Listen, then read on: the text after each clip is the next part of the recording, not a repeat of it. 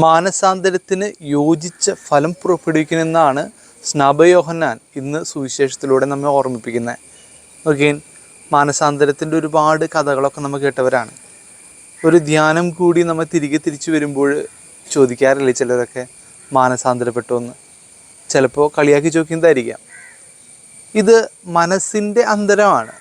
ചെയ്തു പോയ പഴയ കാലങ്ങളിൽ നിന്നും മാറി നിന്നുകൊണ്ട് പുതിയൊരു ജീവിതത്തിന് തുടക്കം കുറിക്കാനായിട്ട് സാധിക്കുമ്പോഴാണ്, ഈശോയോട് ചേർന്ന് തുടക്കം കുറിക്കാൻ സാധിക്കുമ്പോഴാണ് ജീവിതത്തിലെ മാനസാന്തരങ്ങൾ പൂർണ്ണമാകുന്നത്.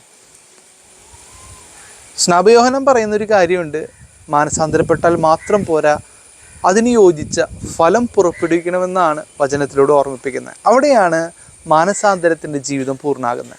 ഒന്നും കണ്ടെത്താൻ നോക്കിയാലോ, എന്തൊക്കെയാണ് മാനസാന്തരത്തിൻ്റെ ഫലങ്ങൾ?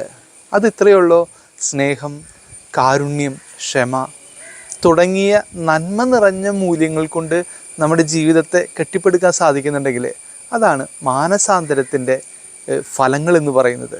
ചിലപ്പോൾ ചിലർക്കൊക്കെ ദേഷ്യപ്പെടുന്ന സ്വഭാവം, മാനസാന്തരപ്പെട്ട് കഴിയുമ്പോൾ ഒരു ക്ഷമയുടെ ഭാവത്തിലേക്ക് ഒന്ന് കടന്നു വന്നു കഴിഞ്ഞാൽ അതാണ് മാനസാന്തരത്തിൻ്റെ ഫലം.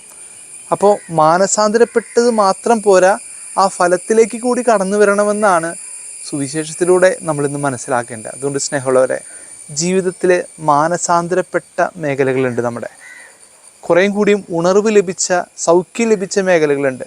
അവിടെ ദൈവിക ഫലങ്ങൾ കൊണ്ട്, പുണ്യങ്ങൾ കൊണ്ട് നിറയ്ക്കാനായിട്ട് ഇന്ന് പരിശ്രമിക്കാം. അവിടെയാണ് നമ്മുടെ മാനസാന്തരങ്ങളൊക്കെ പൂർണ്ണമാകുന്നത്.